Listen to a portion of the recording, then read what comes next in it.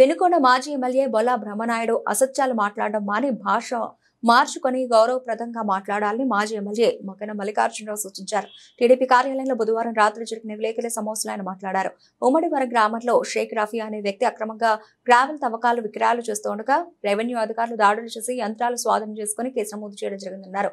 అటువంటి వ్యక్తికి సపోర్ట్ చేస్తూ బొల్లా బ్రహ్మనాయుడు వాస్తవాలు తెలుసుకోకుండా మాట్లాడడం సరైన విధానం కాదన్నారు. వాస్తవాలు తెలుసుకోకుండా బొల్లా బ్రహ్మనాయుడు చేసిన వ్యాఖ్యలను మక్కన మల్లికార్జునరావు తీవ్రంగా ఖండించారు.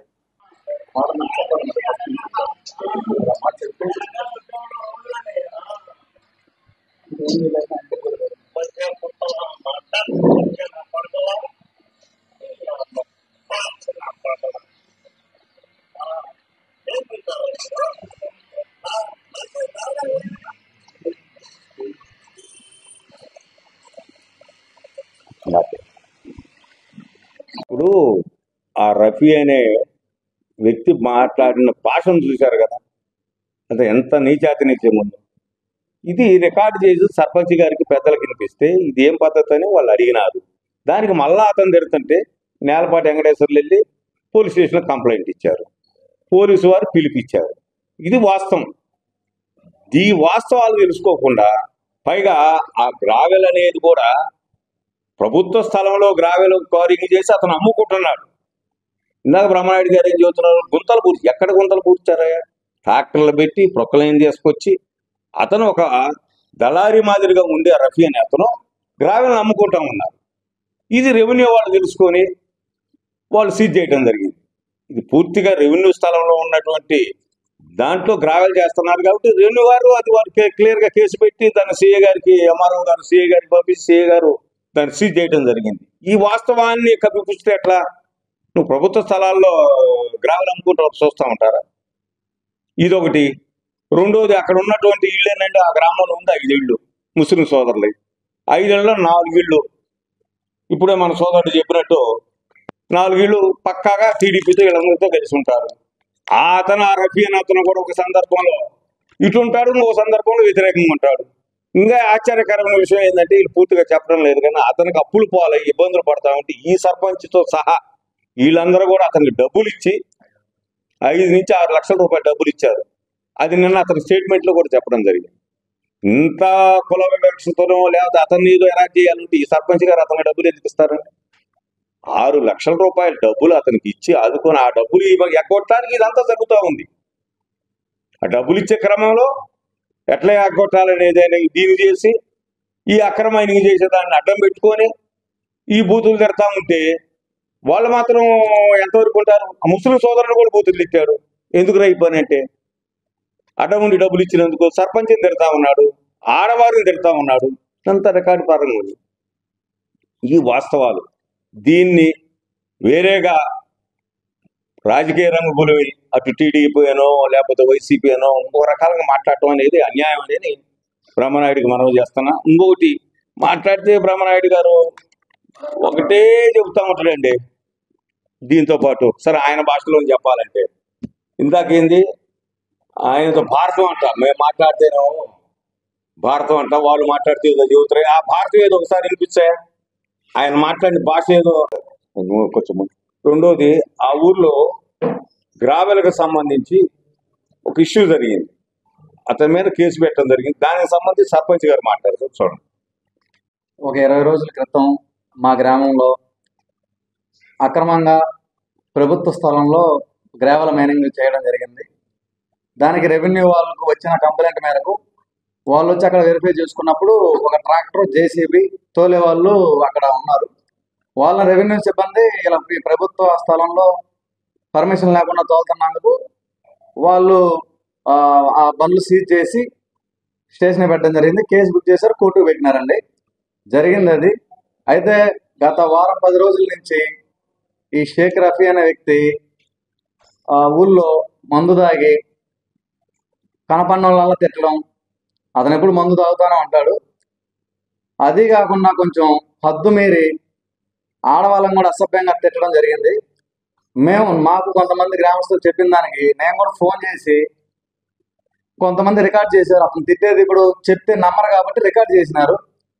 ఇట్లా తిడుతున్నావు ఎందుకు, నిన్ను ఎవరైనా అంటే వాళ్ళతో డైరెక్ట్గా మాట్లాడుతూ, అంతేగాని నువ్వు అందరిని కలిపి తిట్టడం, ఆడవాళ్ళని తిట్టడం అసభ్యంగా, ఇది మంచి పద్ధతి కాదు. చెప్పింది తినమని చెప్పి నేను చెప్పిన మాట వాస్తవం.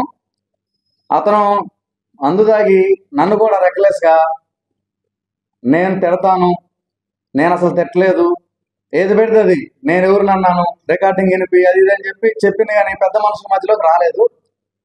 దానివల్ల తిట్టిన వాళ్ళు నేలపడి కొండనే వ్యక్తిని కూడా అలాగే ఆపితే అడిగితే అతను కూడా తిట్టి దుర్భాషలు అన్నందుకు అతను వచ్చి కంప్లైంట్ ఇవ్వడం జరిగింది. ఇలాంటి ఊళ్ళో మంచి పద్ధతి కాదు, వీటి వల్ల గొడవలు జరుగుద్ది. సార్ మేము అతన్ని సమయం పాటించిన అతను ఒక్క మాట కూడా మేము అనలేదు. అతన్ని ఎవరు కూడా అద్దు మీరు ప్రవర్తించలేదు. అతన్ని స్టేషన్లో కంప్లైంట్ ఇవ్వడం జరిగింది. స్టేషన్లో వాళ్ళు పిలిచి ఎందుకు తిడుతున్నా అని చెప్పి అడిగినారు, అంతేగాని వాళ్ళు కూడా ఏమనలేదు. ఇతను ఫుల్గా డ్రింకులో ఉండి ఆ డ్రింకు తాగి దాంట్లో ఏదో వేప మందు కలుపుకున్నాడని చెప్పి అన్నారు. అతని ఆరోగ్యం అయితే బాగానే ఉంది, కానీ బ్రహ్మనాయుడు గారు దాన్ని కూడా రాజకీయం చేయాలని చెప్పి ఎంత దారుణం అండి. జరిగిన సంఘటన వేరు, ఇతను చెప్పే సంఘటన వేరు. ఏంలాగా రాజకీయాన్ని అడ్డం పెట్టుకొని ఊళ్ళల్లో గొడవలు సృష్టించి చేసే సంస్కృతి టీడీపీ పార్టీది కాదు. మేము ఎప్పుడు అభివృద్ధి మీద దృష్టి పెట్టాం. గతంలో ఒక చిన్న గొడవ జరిగితే 4 అన్నదమ్ముల ఫ్యామిలీస్ మీద 8 మంది మీద కేసు పెట్టినారు. ఇప్పటికి 4 సంవత్సరాల నుంచి వాళ్ళు తిరుగుతూనే ఉన్నారు. అదేవిధంగా ట్రాక్టర్ వెళ్తే ఫారం స్థలంలో ఒక గుంత పడిందని చెప్పి ఆ గుంత మీద కూడా కేసు పెడితే ఇప్పుడు కూడా తిరుగుతూనే ఉన్నారండి వాళ్ళు. ఎంఆర్ఓ గారు చాలా కేసు పెట్టించారు బ్రహ్మనాయుడు గారు, కేవలం రాజకీయ కక్షతోనే. అదేవిధంగా మేము చిన్న ప్రభ కట్టుకుంటే మా మైకులు ప్రభంతా పగలగొట్టారు. ఆ రోజు మట్టి రోడ్లు వెళ్తుంటే వాటికి కూడా కంపలు వేసారండి, ఆ రోజు తిరగకూడదని చెప్పి. అయినా మేము ఎక్కడ గొడవ పూర్వకంగా వెళ్ళలేదండి. ఎప్పుడు కూడా సమయం పాటించి ఊళ్ళో ఈ గొడవలు ఎందుకని చెప్పి నేను సర్పంచ్గా ఉన్నా సరే మా వాళ్ళందరం పని చేసుకుంటానే వచ్చినాం, కానీ ఎప్పుడు గొడవలో పోలేదు. అదేవిధంగా ఎమ్మన ప్రసాద్ గారు అక్కడ ఉండి ఆయన 3 రోజులు ఎప్పటి నుంచి స్టేషన్ పిలుపుతున్నారంటే 2 రోజులు 3 రోజులని ఆ పేషెంట్ షేక్ రఫీ చెప్తుంటే ఈయన 4 రోజులు అంటుండు. ఆయన ఒకటి చెప్తుంటే ఈయన ఒకటి అందిస్తానండి. నేను ఎంఎన్ ప్రసాద్ గారికి కూడా ఒక మాట చెప్తున్నాను. మీరు ఒక లాయర్ గారి దగ్గర అసిస్టెంట్గా జాయిన్ అయ్యి వాళ్ళ కొంపలో నిప్పులు ఎట్టా పెట్టినారో అందరూ తెలుసండి. మీరు ఇలాంటి చిన్న చిన్న సంఘటనలు ఏదైనా జరిగితే వాస్తవాలు తెలుసుకొని మాట్లాడండి. మీరు గ్రామాల్లో రెచ్చగొట్టి ఏ విధమైనటువంటి తగాదాలు సృష్టించడం కానీ రాజకీయ లబ్ధి కోసం మీరు ఇలాంటి సంఘటనలు చేయొద్దని చెప్పి మీకు తెలియజేస్తున్నానండి. ఓకే, పాత్రికేయ మిత్రులందరికీ నమస్కారం.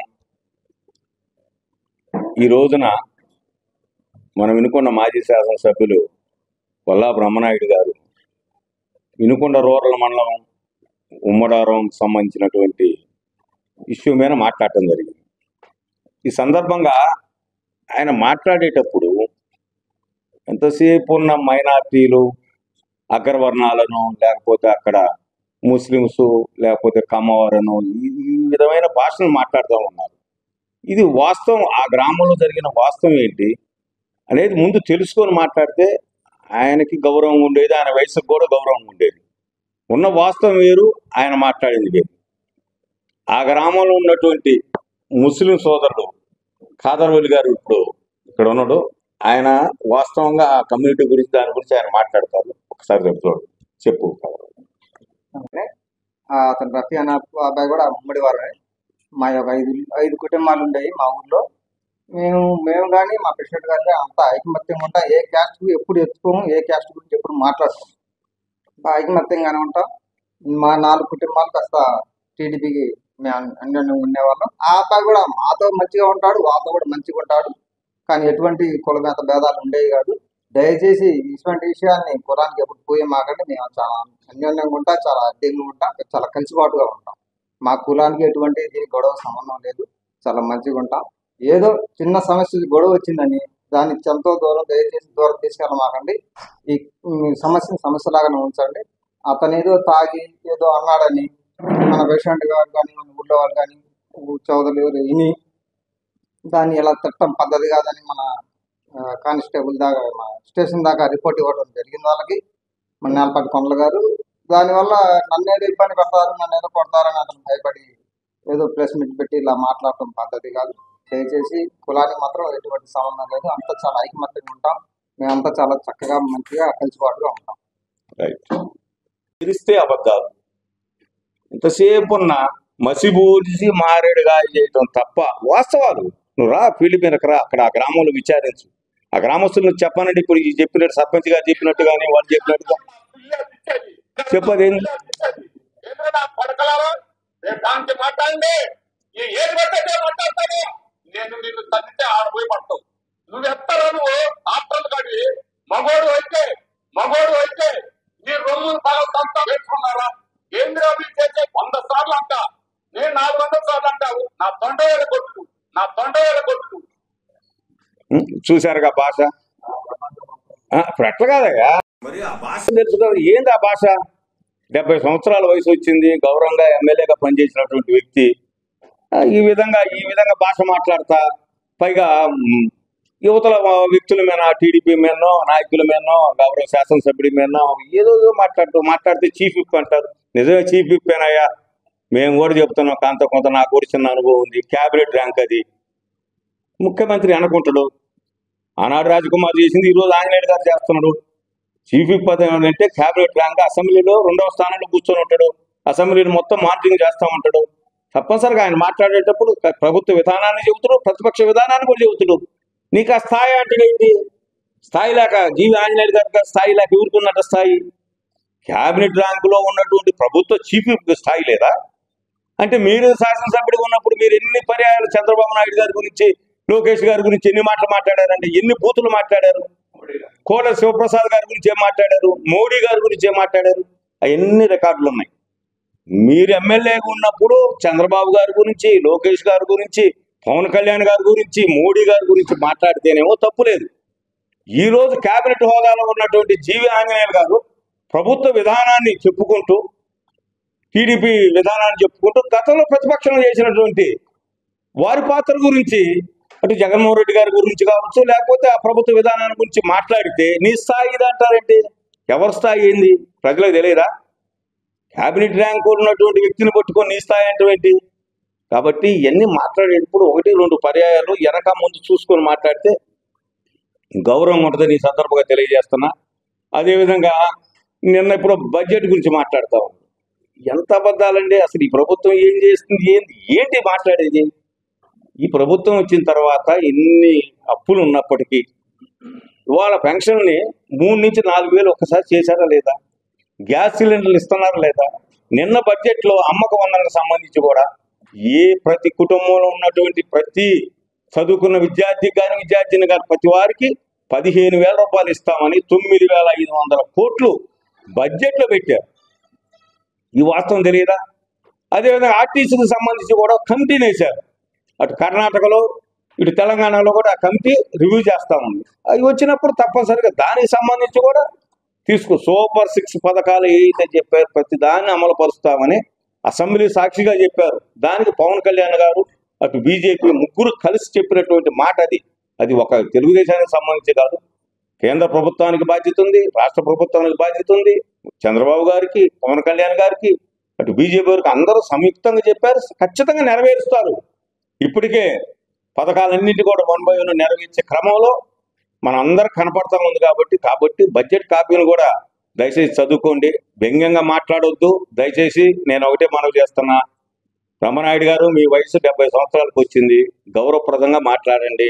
గౌరవంగా ప్రజల సమస్యలు ఉన్నప్పుడు తెలుసుకోండి.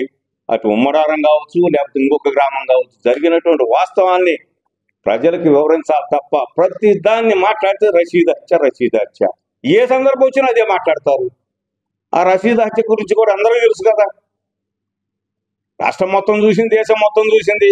అది రాజకీయాలకు సంబంధం ఏంటంటే ఆ వ్యక్తి వైసీపీలో ఉన్నాడు, టీడీపీలో ఉన్నాడు, చంపిన టీడీపీలో ఉన్నాడు, వైసీపీలో ఉన్నాడు, సచిన టీడీపీలో ఉన్నాడు, వైసీపీలో ఉన్నాడు. దీనికి కూడా కులాలు పూస్తారా? దీనికి కూడా మతాలు